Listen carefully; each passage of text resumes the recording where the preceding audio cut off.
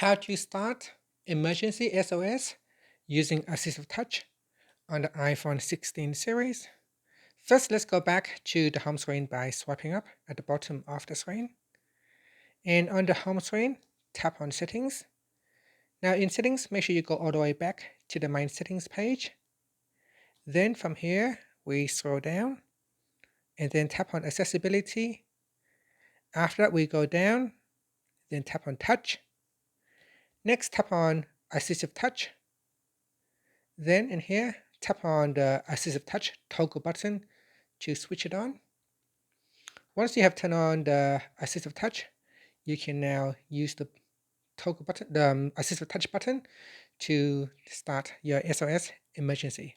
So here, if I tap on the AssistiveTouch button, then tap on Device, then tap on More, and from here you can tap on SOS.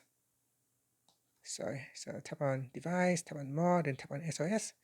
And then to start your emergency call, you just swipe across, and this will allow you to start the emergency call. And that's it. Thank you for watching this video. Please like and subscribe to my channel for more videos.